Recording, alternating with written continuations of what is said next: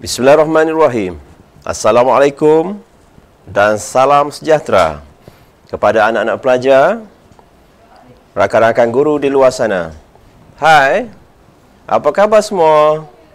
Cikgu harap anda sihat walafiat untuk terus mengulang kaji pelajaran untuk menghadapi SPM pada tahun hadapan, insya-Allah.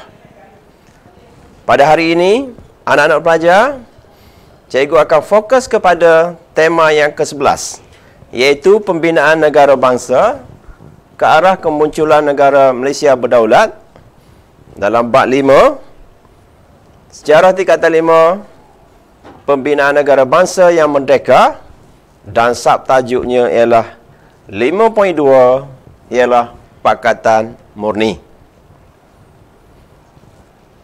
Baiklah, tak kenal maka tak cinta.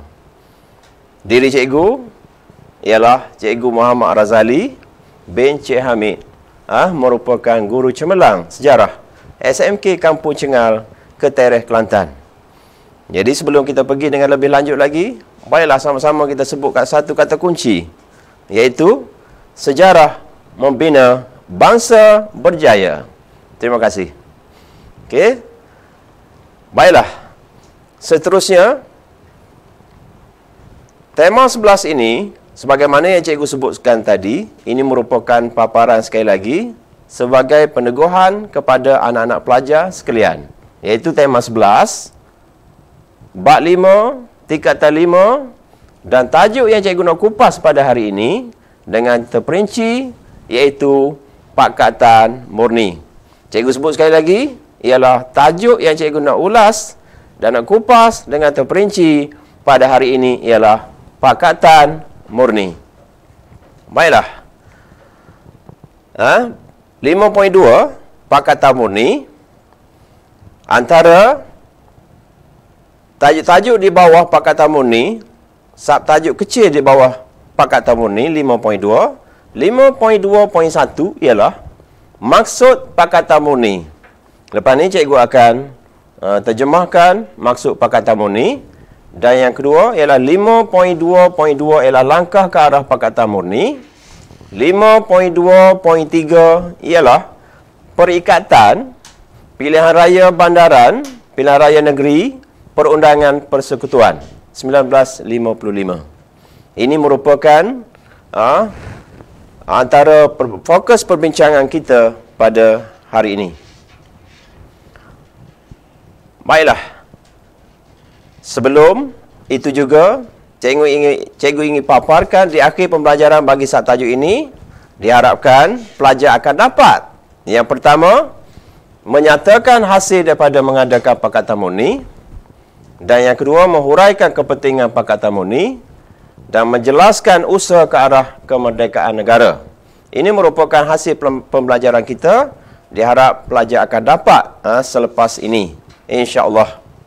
Baiklah anak-anak pelajar yang dirahmati Allah sekalian, kita teruskan lagi memahami konsep dan istilah sejarah.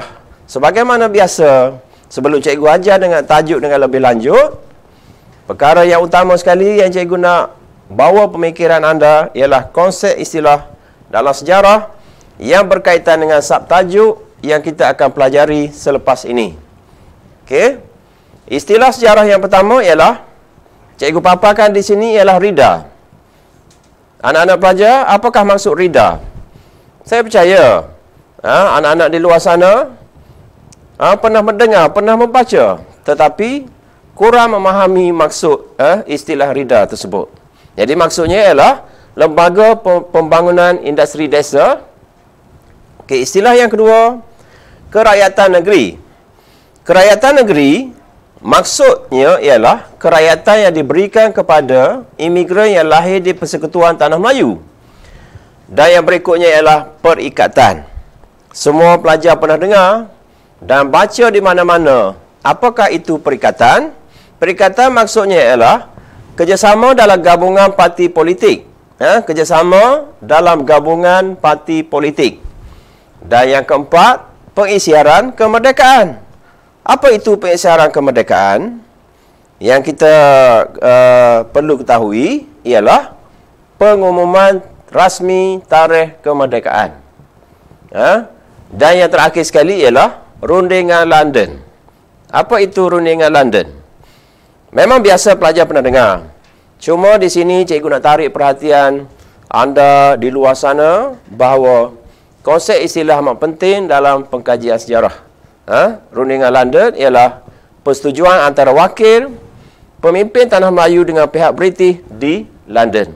Ini merupakan cara ringkas saja konsep dan istilah berkaitan dengan tajuk Pakatan Murni. Jadi, anak-anak perlu mencatat dan memahami istilah ini untuk membantu anda menjawab soalan peperiksaan nanti. InsyaAllah. Okey, baiklah. Kita lihat yang pertama sekali ialah maksud Pakatan Murni. Sama-sama kita lihat maksudnya dahulu. Berkaitan dengan tajuk ini, cikgu terjemahkan secara detail, terperinci supaya anak-anak boleh faham dahulu. Tanpa kita memahami subtajuk ini, sukar kita untuk mengkaji dalam subjek bahagian-bahagian yang lain.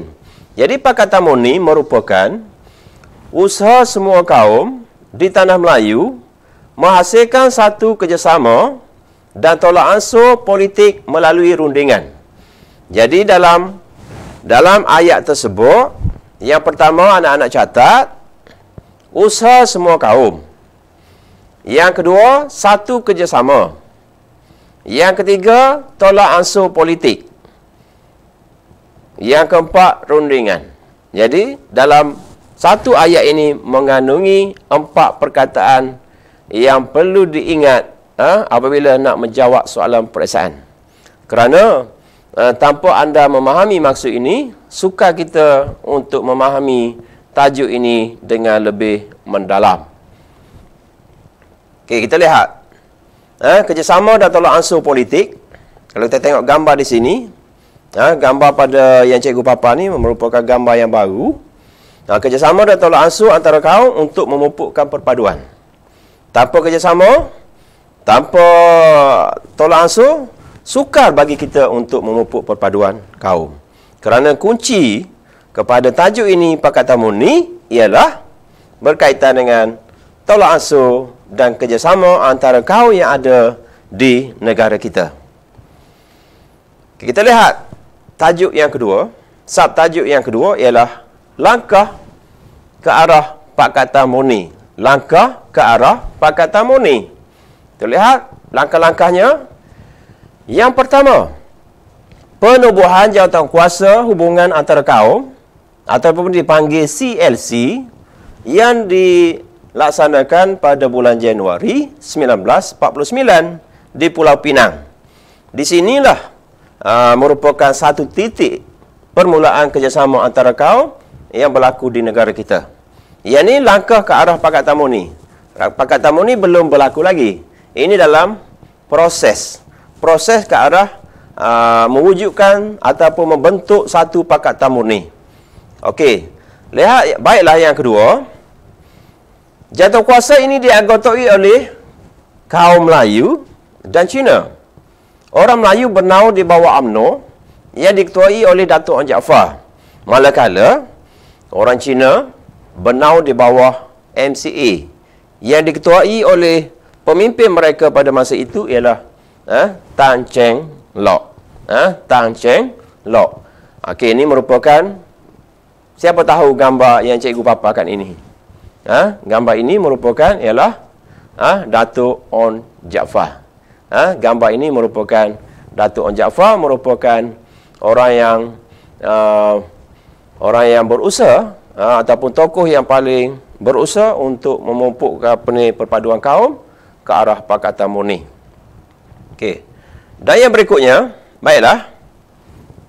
Pembukaan keahlian UMNO kepada orang bukan Melayu dicadangkan oleh Datuk Onn Jaafar, tetapi dikecam oleh masyarakat Melayu kerana enggan mengubah struktur UMNO.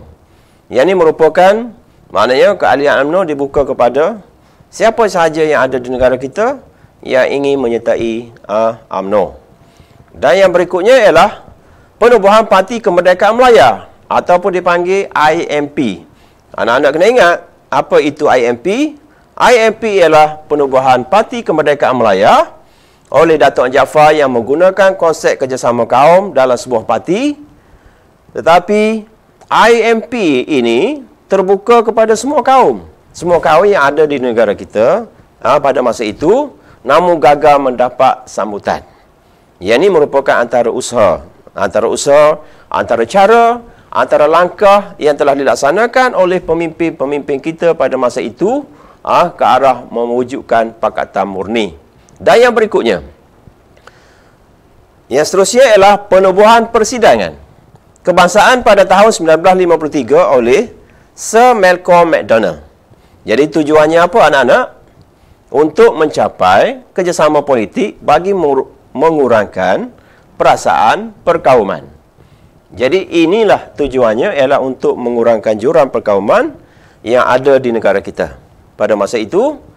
Dan yang seterusnya ialah Tunku Abdul Rahman sebagai pemimpin UMNO telah menganjurkan satu konvensyen kebangsaan.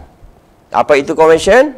Konvensyen merupakan satu perjumpaan perhimpunan bersama-sama dengan MCA. Kerjasama ini mengasaskan pembentukan Parti Perikatan.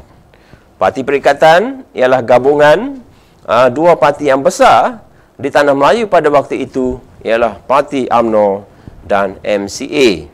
Gabungan ini dipanggil Parti Perikatan. Dan yang berikutnya, kalau lihat pada yang saya papar pada gambar itu, siapa boleh tahu tokoh yang cikgu paparkan ini? Ini merupakan pejuang tokoh kemerdekaan negara. Namanya adalah Tunku Abdul Rahman. Bagus, tahniah dan terima kasih. Okey. Baiklah. Seterusnya, berkaitan dengan tajuk yang berikutnya, cikgu nak bawa pemikiran anda kepada perundingan UMNO dan CLC. Maknanya perundingan UMNO CLC. Tadi cikgu dah beritahu. Siapa boleh jawab apa itu CLC? CLC ialah jawatankuasa hubungan antara kaum. Jadi mereka antara UMNO dan CLC bergabung dan berusaha membentuk satu kerjasama yang mantap dalam ke arah mencapai kemerdekaan. Okey. Anak-anak perlu mencatat, cikgu akan beritahu satu persatu hasil perundingan UMNO dan CLC. Antaranya ialah penubuhan RIDA. RIDA sebagaimana Lembaga Perindustrian Desa tadi untuk membantu masyarakat luar bandar, iaitu penubuhan RIDA. Dan yang berikutnya anak-anak, yang kedua, kerakyatan negeri diberi kepada imigran. Apa itu imigran? Imigran ialah maknanya yang lahir, maknanya yang dibawa masuk oleh British pada masa dahulu, yang lahir di tanah Melayu dengan syarat ibu atau bapanya telah menjadi rakyat tanah Melayu, akan diberi kerakyatan. Akan diberi kerakyatan negeri 1951. Dan yang terakhir sekali, pilihan raya. Pilihan raya, apakah tujuan pilihan raya diadakan? Tujuan pilihan raya diadakan ialah untuk mendapat keputusan bagi memilih pemimpin untuk memerintah negara kita pada masa itu. Pilihan raya yang diadakan pada masa itu ada 3, iaitu pilihan raya bandaran, pilihan raya negeri, pilihan raya perundangan persekutuan pada masa yang sesuai diadakan. Ini secara keseluruhannya cikgu dapat gambarkan kepada anak-anak pelajar di luar sana. Ini merupakan 3 hasil perundingan antara Parti UMNO dan CLC. CLC ialah jawatankuasa hubungan antara kaum yang telah ditubuhkan di negara kita ataupun di tanah Melayu pada masa itu. Okey, baiklah anak-anak. Boleh cikgu teruskan lagi? Diharap anda boleh berada dengan cikgu dan mencatat apa yang cikgu paparkan di sini. Okey, seterusnya, keputusan pilihan raya melibatkan Parti Perikatan. Kita lihat keputusan pilihan raya. Okey, pilihan raya yang pertama ialah pilihan raya Majlis Bandaran Kuala Lumpur. Kalau kita lihat Februari 1952, gabungan partinya ialah UMNO dan MCA. Keputusan kemenangan kerusi ialah 26/37. Majoriti ataupun tidak. Okey. maknanya menang. Daripada 37 kerusi yang dipertandingkan, 26 dimenangi oleh UMNO dan MCA. Dan yang kedua ialah pilihan raya negeri. Kalau kita lihat pilihan raya negeri ialah 1954 dilaksanakan gabungan parti yang sama, iaitu UMNO dan MCA. Daripada jumlah kerusinya ialah yang dipertandingkan pada masa itu ialah 268 kerusi. Yang menangnya gabungan parti UMNO dan MCA mendapat 226 kerusi. Maknanya macam mana? Keputusannya berpihak kepada UMNO dan MCA. Dan pilihan raya yang ketiga. Pilihan raya yang ketiga ialah pilihan raya Majlis Perundangan Persekutuan ataupun dipanggil MPP. Dilaksanakan pada 27 Julai 1995. Jadi gabungan antara tiga. Yang tadi kita lihat dua, UMNO MCA. Yang ni ada tambah satu parti lagi, iaitu Parti Orang India. Siapa tahu? Iaitu MIC. Jadi daripada 52 kursi yang dimenangi UMNO MCA MIC ialah menangnya ialah 51 kursi KO majoriti. Jadi gabungan antara tiga parti ini dipanggil Parti Perikatan. Perikatan antara menggabungkan antara parti politik yang ada di negara kita dipanggil perikatan. Okey. Seterusnya, terlihat, cikgu nak tanya anda semua, gambar yang cikgu paparkan di sini, apakah tujuan mereka berada bersama-sama pada masa itu? Tujuan mereka berjumpa? Tujuannya ialah, ini merupakan parti perikatan. Parti perikatan dalam usaha ke arah kemerdekaan. Mereka inilah yang bertolak ke London untuk berunding dengan pihak British bagi mencapai kemerdekaan. Pada tahun bila? Pada tahunnya ialah 1956. Mereka bergerak ke London untuk berunding dengan pihak British bagi mendapat persetujuan kemerdekaan negara kita yang kita sambut pada tahun 1957. Okey, baiklah. Kita teruskan lagi dengan perikatan dan Pakatan Murni ke arah kemerdekaan. Okey. Antaranya ialah berkaitan dengan ke arah kemerdekaan. Daripada gambar tadi, mana rombongan merdeka pergi ke London untuk buat perjanjian, persetujuan dengan berbincang dengan pihak British di sana. Antaranya ialah Tunku Abdul Rahman mengetuai rombongan tersebut pada tahun 1956. Rombongan ini bukan Tunku Abdul Rahman saja. Maknanya turut disertai oleh Dr. Ismail Abdul Rahman, Datuk Abdul Razak Husin, Kolonel SS, 4 orang wakil sultan iaitu Datuk Panglima Bukit Ganta, Datuk Ni Ahmad Kamil, Encik Abdul Aziz Majid dan Datuk Muhammad Syekh. Ini merupakan mereka-mereka yang mengikuti sama dengan Tunku Abdul Rahman pergi ke London untuk berunding dengan pihak British sebelum negara kita diberi tarikh kemerdekaan pada tahun 1957. Okey, nampak gambar di bawah? Ini merupakan paparan gambar ini. Tunku Abdul Rahman telah menandatangani di hadapan British, wakil British di London. Pada masa inilah mereka berunding, berbincang, dan alhamdulillah mereka ini sudah mendapat persetujuan untuk diberi tarikh kemerdekaan kepada negara kita, iaitu pada 31 Ogos pada tahun 1957. Okey. Dan yang berikutnya, rundingan ini telah berlangsung daripada 18 Januari hingga 8 Februari, dipengerusikan oleh Lord Leonard Boyd, iaitu Setiausaha Tanah Jajahan British. Jadi dalam gambar tadi maknanya rundingan antara pihak inilah, antara pihak ini. Dan yang berikutnya, semasa perundingan berlangsung, satu kajian terhadap perlembagaan, dengan kata lain dipanggil Perlembagaan Merdeka. Okey, hasil British bersetuju memberi kemerdekaan kepada tanah Melayu memang kekal. Memang semua pelajar sudah tahu bahawa kemerdekaan negara kita 31 Ogos 1957. Jadi 8 Januari hingga Februari, proses rundingan kemerdekaan yang berlaku di mana? Di London. Jadi lebih kurang setahun. Setahun sebelum tarikh kita, tarikh kemerdekaan negara, maknanya proses itu berlaku setahun sebelumnya lah. Setahun sebelumnya, sebelum Tunku Abdul Rahman dan rombongan merdeka tiba di Bandar Hilir, Melaka untuk mengisytiharkan kemerdekaan negara. Okey, Tunku Abdul Rahman telah membuat pengisytiharan di Bandar Hilir Okey. Kalau anak-anak tengok gambar yang cikgu papan ni, ini merupakan perarakan. Dengan sorakan gembira. Ramai yang keluar ke Bandar Hilir Melaka. Tujuannya nak mendengar. Apakah Tunku Abdul Rahman nak umumkan? Sebenarnya pengisytiharan itu dan isytiharkan tarikh. Sebenarnya sambutan kemerdekaan di Stadium Merdeka. Cuma di Melaka ini, di Bandar Hilir ialah untuk isytiharkan tarikh rasmi.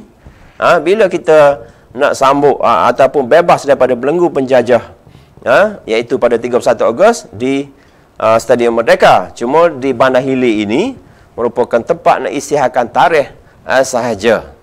Okey, baiklah, boleh kita teruskan lagi. Okey. Sebagai menguji minda. Sebagai menguji minda anak-anak pelajar di luar sana, kita ajukan dengan soalan-soalan objektif. Okey, soalan yang pertama ialah, adakah perkara yang disetujui dalam rundingan antara UMNO dengan jawatankuasa hubungan antara kaum?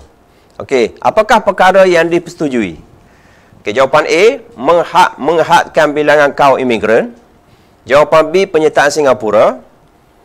Penggubalan perlembagaan. Dan jawapan D ialah penubuhan lembaga kemajuan industri desa.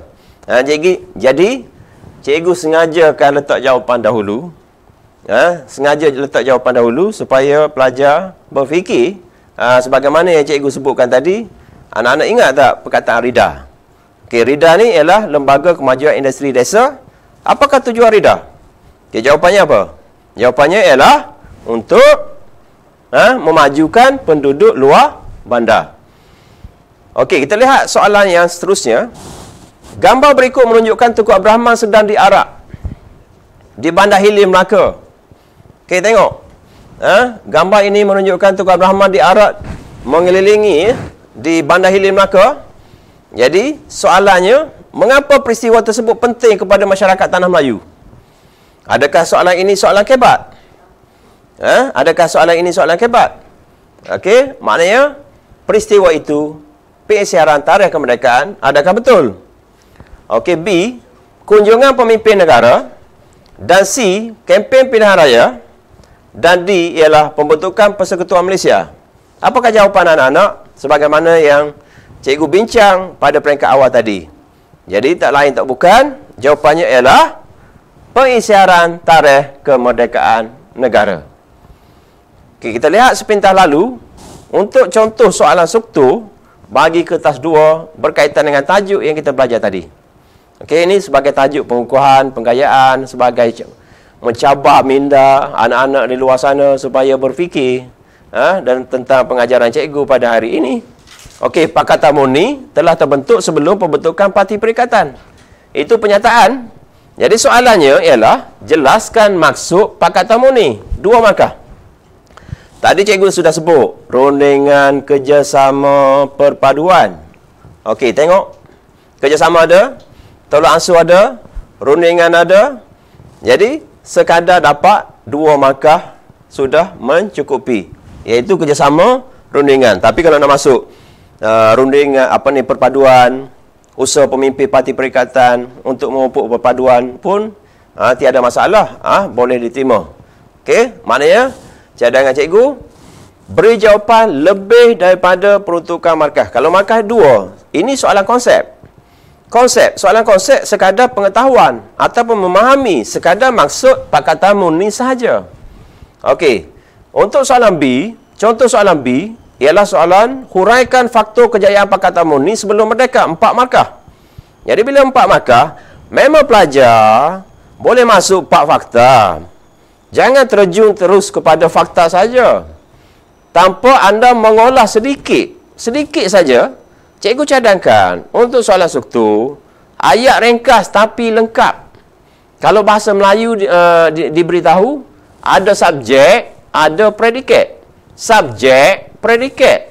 Okey, antara contohnya ialah, kalau lihat fakta yang pertama, pemuafakatan politik. Huraian fakta yang pertama ialah UMNO sanggup bekerjasama dengan MCA. Contoh 1A, Pakatan UMNO MCA. Kalau anak-anak jawab, fakta 1, S1A, C1A sudah dapat 3 markah. Jadi, yang ni jawapan ini ialah fakta huraian contoh. Memang digalakkan dalam menjawab soalan sejarah, digalakkan menjawab fakta huraian contoh. Sekiranya ada. Kalau anak-anak tak boleh jawab berdasar pada fakta huraian tak ada, tiada masalah. Masih diterima anda menggunakan jawapan fakta saja. Pesanan saya, anda perlu lengkapkan ayat itu. Sedikit salam, masukkan fakta dan ada kata hubung, dan teruskan dengan menggunakan penanda wacana yang sesuai. Okey, jadi diharap anda ambil panduan apa yang cikgu kongsi pada hari ini, semasa menjawab soalan struktur. Cikgu tak bincang soalan esei, ini sekadar ringkas saja soalan struktur. Bagi soalan kebat, contoh soalan struktur bagi kertas 2, ini soalan kebat lah. Soalan kebat kita lihat C biasanya. Mengapa Pakatan Muni penting dalam pembentukan negara dan bangsa Malaysia berdaulat? Mengapa? Mengapa ni sebab. Jadi fakta yang pertama, kerjasama politik. Memang cikgu dah bincang pada peringkat awal.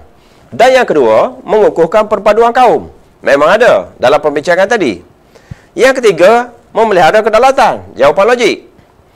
Bebas daripada belenggu penjajah. Yang keempat, menjamin kesabilan politik. Dan yang kelima ialah menjamin kesejahteraan rakyat. Yang keenam, memajukan ekonomi negara. Tapi ada banyak lagi jawapan yang lain. Ada banyak lagi jawapan yang lain. Ini merupakan cadangan jawapan sahaja. Sekadar 4 markah. Tapi ingat, kena jawab lebih daripada peruntukan markah. Ini yang cikgu bagi sekadar fakta saja. Cikgu bagi sekadar fakta saja. Tapi bila dalam jawapan, buat dalam bentuk ayat yang lengkap. Ada sedikit salam, ada fakta, ada huraian lanjutan. Okey, seterusnya terlihat contoh soalan kebat, cara analisis soalan. Anak-anak tahu tak apa itu pilihan raya? Pilihan raya ini ialah negara kita negara demokrasi. Perlu ada pilihan raya untuk memilih pemimpin yang ingin memerintah negara. Tapi yang cikgu nak tanya, mengapa pilihan raya penting bagi negara kita? Okay, cadangan jawab, analisis soalan, tugasan dia sebab. Kata kunci, ingat, kata kunci pilihan raya. 3 item. Item positif. Kalau negatif ni perkara-perkara yang tidak baik. Positif, perkara yang baik. Dimensi, masyarakat dan negara. Dan akhir sekali ialah skop. Skop apa? Skop ialah skop politik. Sebab pilihan raya. Ini sekadar cikgu nak ajar cara menganalisis soalan saja sebelum anda buat rangka dan jawab jawapan yang lengkap. Okey, dan yang berikutnya, contoh soalan kebat. Cara-cara nak analisis soalan yang kedua, jelaskan iktibar. Boleh dicontohi oleh perjuangan pemimpin-pemimpin parti perikatan demi menjadikan negara Malaysia lebih cemerlang dan terbilang. Okey, tugasannya iktibar. Iktibar ni sama dengan pengajaran. Sama saja. Dan kata kunci ialah perjuangan pemimpin. Pemimpin negara kita yang memperjuangkan tanah air demi untuk mencapai kemerdekaan negara. Itulah perjuangan pemimpin. Sebagai contohnya, Tunku Abdul Rahman merupakan bapa kemerdekaan negara kita. Item soalan ini ialah soalan positif dan dimensi ialah masyarakat pemimpin negara. Dimensi, saya ulang sekali lagi, ialah mereka yang terlibat dalam soalan itu. Siapa yang terlibat? Siapa yang menjadi pejuang? Kalau pejuang tu pemimpin. Masyarakat ni merupakan rakyat yang ada di negara kita. Dan negara ni secara keseluruhannya. Okey? Dan akhir sekali ialah skop politik. Ini merupakan cara analisis soalan. Ramai pelajar di luar sana masih suka nak memahami soalan, bagaimana nak jawab. Okey, ambillah panduan yang cikgu kongsi ini. Semoga dapat memberi faedah dalam periksaan nanti. Rumusan pembelajaran saya ialah Pakatan Muni telah mendapat sokongan pelbagai kaum. Kesilapan sedikit ejaan pembelajaran itu S. Okey, saya perbetulkan di situ. Pakatan Muni telah mendapat sokongan pelbagai kaum pada peringkat akad umbi. Mereka telah bekerjasama membentuk muafakat politik, persekutuan keseluruhan tanah Melayu. Kerjasama ini amat penting dalam usaha menangani tuntutan kemerdekaan.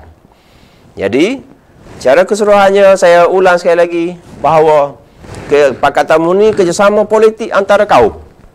Sebagaimana yang kita ketahui, kaum negara kita yang paling besar ialah Cina, Melayu, India. Melayu, Cina, India.